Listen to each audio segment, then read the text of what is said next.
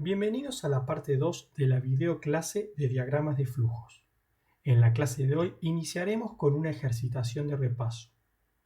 Veremos la estructura selectiva múltiple y las estructuras repetitivas, dentro de las cuales veremos el ciclo mientras y el ciclo repetir hasta que. Finalizaremos la clase viendo los conceptos de contadores y acumuladores. Vamos a realizar el siguiente ejercicio. Realizar un diagrama de flujo que permita ingresar la nota del primer parcial y del segundo parcial y calcule el promedio de ambas notas. Si el promedio es mayor o igual a 5, muestre un mensaje avisando que se encuentra aprobado, y si es menor, muestre un mensaje avisando que no está aprobado. Veamos cómo es la solución.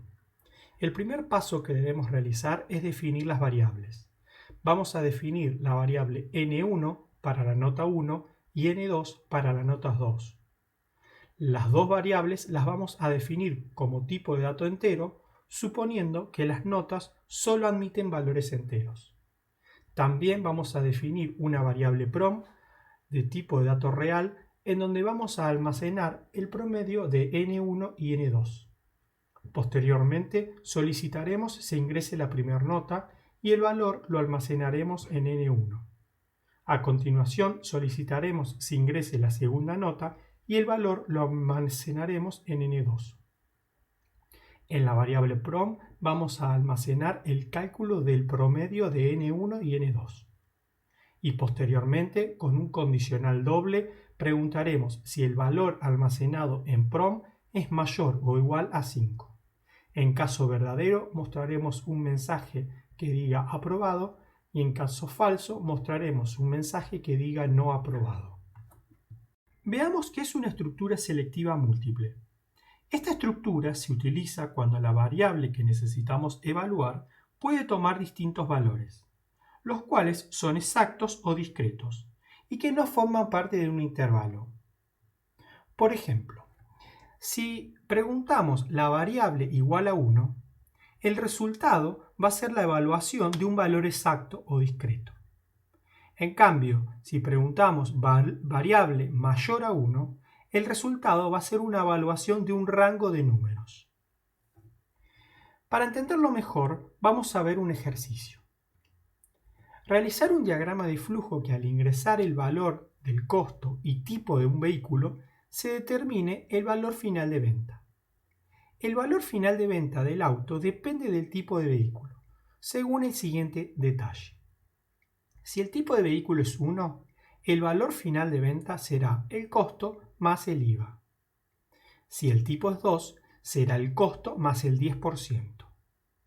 Si el tipo es 3, será el costo menos 5.000 pesos. Y si el tipo es 4, será el costo más 25.000 pesos. Vamos a resolver el ejercicio utilizando un condicional compuesto y posteriormente lo vamos a resolver utilizando una estructura selectiva múltiple. Esta solución comienza definiendo las variables. Definimos la variable costo con tipo de dato real, definimos la variable tipo con tipo de dato entero y definimos la variable BFB con tipo de dato real. Prestemos atención que esta figura representa un comentario en el diagrama de flujo. Un comentario es una ayuda a memoria, que en este caso nos sirve para recordar que BFB significa valor final de venta. Es importante aclarar que un comentario no forma parte del proceso de ejecución del diagrama de flujo. Posteriormente, vamos a solicitar se ingrese el costo y el valor ingresado lo vamos a almacenar en la variable costo. Y vamos a solicitar se ingrese el tipo y el valor ingresado lo vamos a almacenar en la variable tipo. A continuación tenemos 1, 2, 3, 4 condicionales, donde vamos a evaluar el tipo ingresado. En el caso de que el tipo sea igual a 1, por la parte verdadera diremos que BFB es igual al costo más el 21%. Por la parte falsa preguntaremos si tipo es igual a 2. En caso de que sea así, diremos que BFB es igual al costo más el 10%. Caso contrario, preguntaremos si tipo es igual a 3 Y por la parte verdadera diremos que BFB es igual al costo menos 5.000 pesos.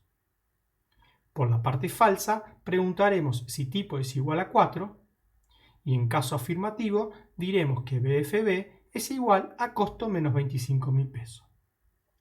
Debemos ser prolijos al momento de cerrar cada uno de los condicionales y al finalizar mostraremos una leyenda que diga el valor final es y concatenaremos el valor almacenado en BFB. La pregunta que me surge ahora es ¿qué pasa si una persona en vez de ingresar un tipo 1, 2, 3 o 4 ingresa otro valor? Por ejemplo, tipo igual a 10. El primer condicional daría falso, la evaluación del segundo, del tercero también, y en el cuarto condicional preguntaríamos si tipo, que vale 10, es igual a 4, lo cual también sería falso. En este caso, es recomendable colocar una leyenda que informe que el tipo ingresado no es correcto.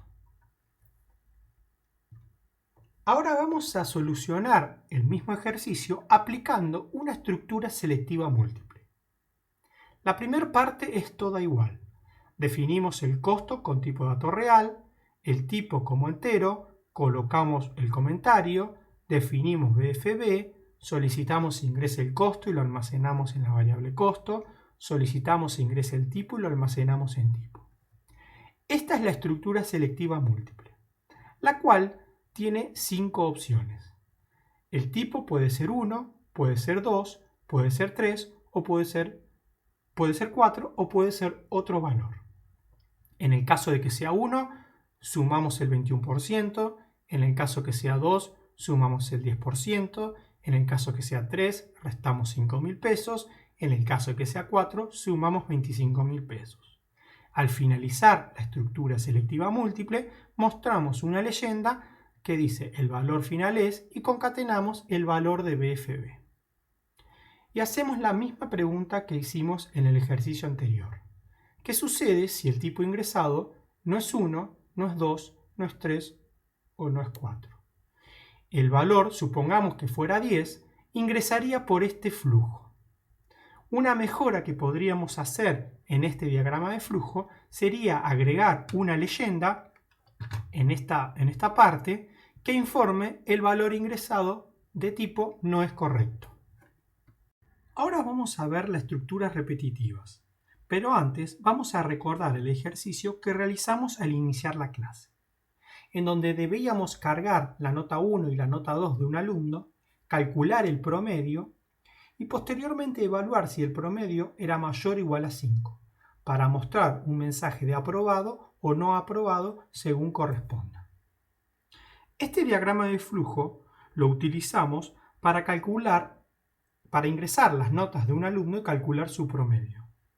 Pero la pregunta que les quiero realizar es, ¿qué modificaciones necesitaríamos realizar en este diagrama de flujo para calcular el promedio de 5 alumnos? Para resolver esta nueva pauta que les acabo de dar, es necesario utilizar estructuras repetitivas.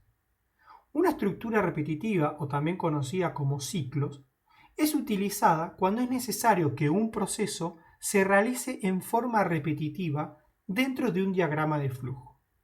En la materia vamos a ver 3 tipos de ciclo: el ciclo mientras, el ciclo repetir hasta que y el ciclo para. Veamos la estructura repetitiva mientras. El ciclo mientras se repite hasta que la condición de corte resulte ser falsa. En el ciclo mientras, primero se realiza la evaluación y posteriormente se realiza el proceso, y es posible que este ciclo nunca se ejecute. En el ciclo mientras existe una condición de corte, la cual tiene como objetivo no permitir que se siga ejecutando y tiene como objetivo interrumpir el ciclo. Es importante tener en cuenta que en este ciclo no se conoce cuántas veces se va a repetir el proceso, ya que la condición de corte depende de un dato dentro del diagrama de flujo.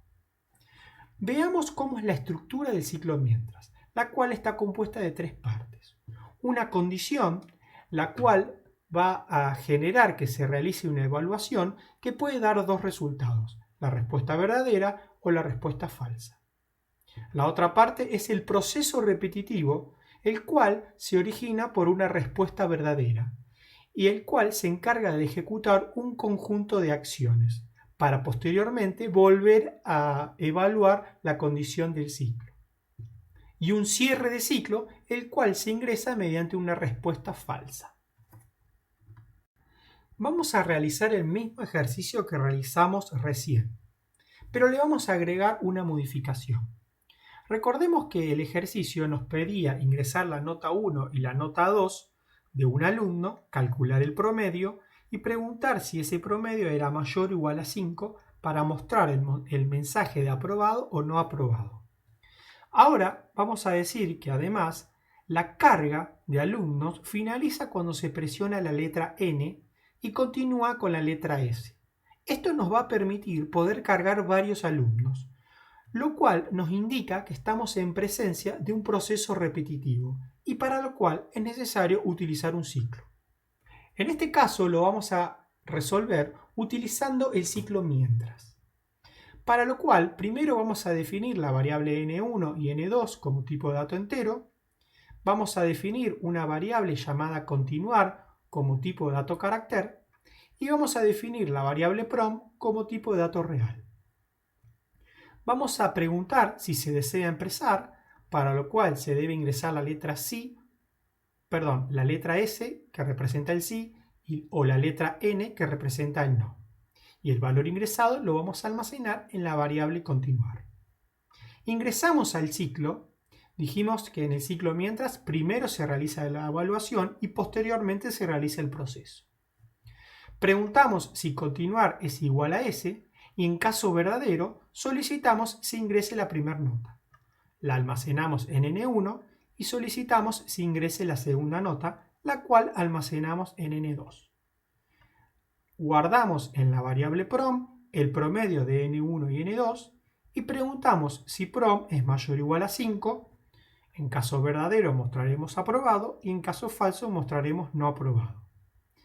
Toda esta parte es similar a la forma en que resolvimos el ejercicio cuando empezamos la clase. Posteriormente vamos a preguntar si se desea continuar, para lo cual se puede ingresar la letra S o la letra N. El valor ingresado, al igual que hicimos acá, arriba, lo vamos a almacenar en la variable continuar. Vamos a volver a ejecutar el ciclo y vamos a preguntar si continuar es igual a S. En caso verdadero, volveremos a ejecutar este proceso repetitivo hasta que en este lugar se ingrese una letra N. Cuando se ingrese una letra N, vamos a evaluar, preguntaremos si continuar es igual a S, nos va a decir que no y vamos a salir por la rama falsa. Fin de ciclo. Vamos a terminar el algoritmo. Ahora vamos a ver el ciclo repetir hasta que. Este ciclo se repite hasta que la condición de corte resulte ser verdadera. En este ciclo primero se ejecuta el proceso y después se ejecuta la evaluación de la condición.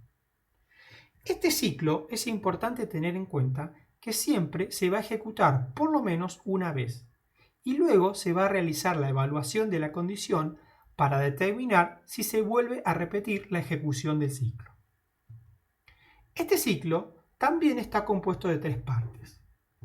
Una condición que se realiza al finalizar el ciclo, la cual puede tener dos resultados, verdadero o falso. En el caso de que sea falso, se volverá a ejecutar el ciclo. Un proceso repetitivo que se accede mediante la respuesta falsa y la cual va a generar que se ejecute un conjunto de acciones. Y el cierre del ciclo, el cual se genera con una respuesta verdadera. Veamos de resolver el mismo ejercicio que vimos recién y que resolvimos con el ciclo mientras. Vamos a definir N1 y N2 como entero, definir continuar como carácter y prom como real de la misma forma que hicimos en la resolución anterior. Posteriormente vamos a ingresar al ciclo repetir hasta que. Y vamos a preguntar, ingrese la primera nota. El valor será almacenado en N1, solicitaremos si ingrese la segunda nota, el valor será almacenado en N2, Almacenaremos el promedio en PROM, evaluaremos si PROM es mayor o igual a 5, aprobado por la parte verdadera, no aprobado por la parte falsa. Todo esto lo repetimos igual que en el ejercicio anterior. Y posteriormente preguntaremos, ¿se desea continuar? Para lo cual se puede ingresar la S o la N. El valor ingresado lo vamos a almacenar en continuar y acá vamos a hacer la evaluación del ciclo. Vamos a preguntar si continuar es igual a N. En el caso falso, significa que se ingresó una S y vamos a volver a ejecutar el ciclo. Ingresaremos otra nota y así estaremos en un proceso repetitivo mientras se ingrese la letra S. Cuando se ingrese la letra N, preguntaremos si continuar, que es N, es igual a N y finalizaremos por la parte verdadera el ciclo repetir hasta que. Ahora vamos a ver las diferencias entre el diagrama de flujo en el que aplicamos el ciclo mientras y el diagrama de flujos en el que aplicamos como solución el ciclo repetir hasta que. En la solución donde tenemos el ciclo mientras, podemos observar que primero se realiza la evaluación y posteriormente se realiza la ejecución de las instrucciones o el proceso. También podemos observar que el ciclo mientras va a continuar con la ejecución del proceso cuando la respuesta es verdadera y va a ser abandonado cuando la respuesta es falsa. En cambio, en la solución donde tenemos el ciclo repetir hasta que, podemos observar que primero se realiza la ejecución del proceso y posteriormente la evaluación del ciclo. El ciclo va a continuar ejecutándose mientras la respuesta sea falsa y va a ser abandonado cuando la respuesta es verdadera.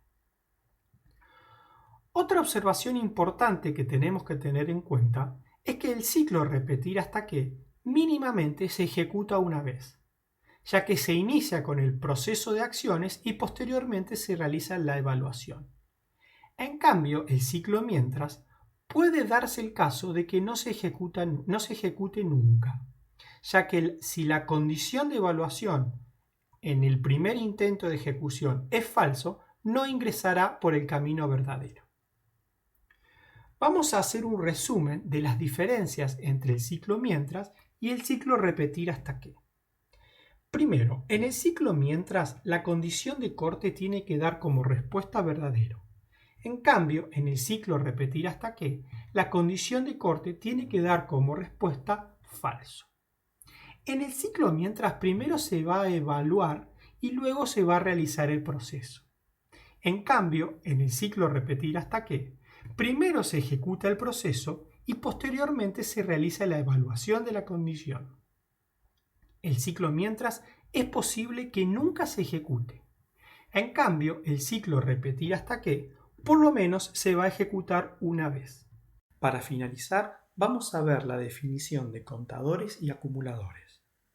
Un contador es una variable en la memoria que se puede incrementar o decrementar en una unidad cada vez que se ejecuta un proceso dentro de un ciclo repetitivo. El contador debe ser inicializado. La inicialización consiste en poner el valor inicial de la variable que representa al contador, el cual generalmente se inicializa en 0.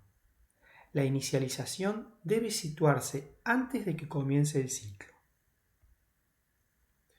El acumulador también es una variable en la memoria cuyo objetivo es almacenar cantidades variables, y al igual que los contadores, es necesario inicializarlo. Y al igual que en los contadores, generalmente se inicializa con el valor en 0. El acumulador también debe ser inicializado antes de iniciar el bucle. Vamos a resolver un ejercicio para aplicar el concepto de contadores y acumuladores. Supongamos que necesitamos saber la cantidad de alumnos que ingresan al aula y el monto total de dinero en sus billeteras. Vamos a necesitar tener un contador que se incremente en 1 cada vez que se detecta el ingreso de un alumno. Y también necesitaríamos un acumulador que sume el importe de cada billetera en una variable. Lo primero que tenemos que hacer es inicializar el contador en 0 e inicializar el acumulador en 0. Ingresa el primer alumno, el cual tiene 100 pesos. El contador va a pasar a valer 1 y el acumulador tomará el valor de 100. Posteriormente ingresa un nuevo alumno que tiene 50 pesos. El contador se incrementará en 1 y el acumulador tendrá el valor de 150. O sea, al valor anterior del acumulador que valía 100 le suma 50. Ingresa un tercer alumno que tiene 200 pesos, el contador se incrementa en 1 y el acumulador se incrementa en 200. O sea que 150 más 200 pasa a valer 350. Ingresa el último alumno, el cual tiene 150 pesos, el contador se incrementa en 1 y el acumulador se incrementa en 150. El nuevo valor será de 500. Vamos a sacar algunas conclusiones sobre esta solución. Lo primero que tenemos que tener en cuenta es que la inicialización del contador en 0 y la inicialización del acumulador en 0 debe ser realizada antes de iniciar el ciclo. Otra conclusión es que en cada vuelta del ciclo voy a tener que leer un alumno la cantidad de pesos que tenía en su bolsillo y voy a ejecutar una de estas líneas. En este caso, el contador se incrementa en 1 y el acumulador se incrementa en el valor ingresado. En la segunda ejecución del proceso del ciclo vamos a ejecutar la segunda lectura correspondiente al segundo alumno, después al tercer alumno y al cuarto alumno. Al finalizar el ciclo, el valor de contador va a ser igual a 4, o sea, la cantidad de alumnos que ingresaron, y el valor del acumulador va a ser igual a 500, que es la sumatoria de dinero que tenían todos los alumnos. Ahora vamos a resolver el ejercicio mediante un diagrama de flujo. Lo primero que debemos hacer es definir las variables. Vamos a definir una variable llamada countAlu, que va a ser un contador, como tipo de dato entero. Definir la variable dinero como tipo de dato real. Vamos a definir una variable llamada dinero total, que va a ser un acumulador con tipo de dato real. Y vamos a definir una variable respuesta con tipo de dato carácter. Lo primero que debemos hacer es inicializar las variables, el acumulador y el contador en 0. Dinero total es el acumulador, lo ponemos en 0, y el contador countAlu lo ponemos en 0. Posteriormente vamos a ingresar al ciclo repetir hasta que. Vamos a solicitar si ingrese el monto de dinero y el valor ingresado lo vamos a almacenar en la variable dinero y vamos a acumular el dinero en la variable dinero total, para lo cual diremos que dinero total más dinero va a ser asignado a la variable dinero total y vamos a incrementar el contador. Posteriormente vamos a preguntar si desea continuar y la respuesta la vamos a almacenar en la variable respuesta. Vamos a preguntar si respuesta es distinto de S y en el caso falso vamos a continuar repetitivamente ejecutando este ciclo. En el caso verdadero vamos a mostrar un mensaje, el monto total es dinero, el valor almacenado en dinero total y se ingresaron countAlumnos, que es el contador de alumnos. Posteriormente a realizar el diagrama de flujo, debemos confeccionar la documentación de variables. La documentación de variables consiste en una grilla la cual siempre va a tener la misma estructura: nombre de variable, descripción de la variable, tipo de dato y el tipo de variable, la cual puede ser de entrada, de proceso o de salida. Lo que va a cambiar va a ser la cantidad de filas o la cantidad de líneas, ya que la cantidad de líneas que tenemos en la documentación de variables tiene que ser igual a la cantidad de variables utilizadas en el diagrama de flujo. En este caso tenemos la variable countAlu, que se encarga de contar la cantidad de alumnos, es un contador de tipo entero y que es una variable de tipo proceso y salida. Tenemos la variable dinero, la cual registra el dinero ingresado, que puede ser de tipo de dato real, y es un tipo de variable de entrada. Tenemos el dinero total, que es un acumulador de dinero de tipo de dato real y de tipo de variable proceso o salida. Y por último tenemos la variable respuesta, que almacena la respuesta ingresada por el usuario, la cual puede ser una S o una N para continuar o no, que tiene un tipo de dato texto y es un tipo de variable de entrada y de proceso. Prestemos atención que tenemos dos salidas, dinero total y CAN-ALU, y que en esta columna, la columna de salida, también tenemos dos salidas. Para finalizar, vamos a confeccionar la prueba de escritorio, la cual es una herramienta que nos permite determinar o encontrar errores u omisiones. Para confeccionar la prueba de escritorio debemos armar una grilla, en donde cada variable utilizada en el diagrama de flujo es representada con una columna en la prueba de escritorio. También son representados con una columna en la prueba de escritorio los condicionales y las estructuras repetitivas. Y debemos agregar una nueva columna que se llame salida, donde registraremos todas las salidas que están representadas en el diagrama de flujo. Para empezar, vamos a hacer una simulación de la ejecución del diagrama de flujo de arriba hacia abajo. Lo primero que hacemos es definir las cuatro variables y posteriormente vamos a inicializar la variable dinero total en 0. Por ese motivo, en la columna donde está representada la variable dinero total, vamos a colocar el 0. Posteriormente, vamos a inicializar la variable CAN-ALU en 0. Lo mismo vamos a hacer acá. Vamos a colocar el valor 0 en la variable CAN-ALU. A continuación, tenemos un mensaje de salida, el cual debemos transcribir a nuestra prueba de escritorio. Ingrese monto de dinero. Ingrese monto de dinero. Y el valor ingresado lo vamos a simular. Supongamos que se ingresa el valor 50 y es almacenado en la variable dinero, el valor 50. Posteriormente vamos a acumular en dinero total el valor de dinero. Entonces, dinero total ahora va a ser igual a 0 más 50, 50. Y vamos a incrementar en 1 el contador CAN-ALU, que va a ser igual a 0 más 1, 1. Posteriormente mostraremos el mensaje desea continuar, y la respuesta la almacenaremos en la variable respuesta. Supongamos, y vamos a simular, que se ingresa una S. Colocamos la S. Posteriormente, en esta columna, vamos a tener el condicional del ciclo. Vamos a preguntar si respuesta es distinto de S. En este caso, el resultado va a ser falso.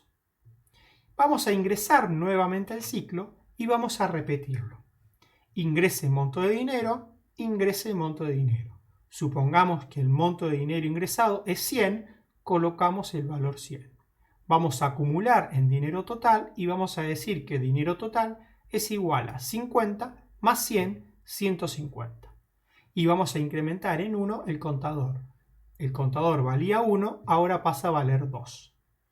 Posteriormente preguntamos si se desea continuar y vamos a simular que se ingresa una N. En la evaluación del condicional, del condicional del ciclo, vamos a preguntar si respuesta es distinto a S. En este caso, la respuesta va a ser verdadero, motivo por lo cual vamos a salir del ciclo y vamos a mostrar este mensaje. El monto total es 150 y se ingresaron dos alumnos.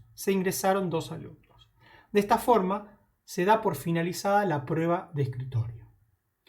¿Qué vamos a ver por pantalla cuando ejecutemos este diagrama de flujo? Va a ser dos mensajes. El monto total es 150 y se ingresaron dos alumnos. Para finalizar y a modo de conclusión, recordar que iniciamos la clase con una ejercitación de repaso. Posteriormente vimos la estructura selectiva múltiple y realizamos un ejercicio práctico. También vimos las estructuras repetitivas. Explicamos el concepto y cuándo es necesario utilizarlas. Vimos el ciclo mientras y el ciclo repetir hasta que. y resolvimos un ejercicio aplicando cada uno de estos dos ciclos.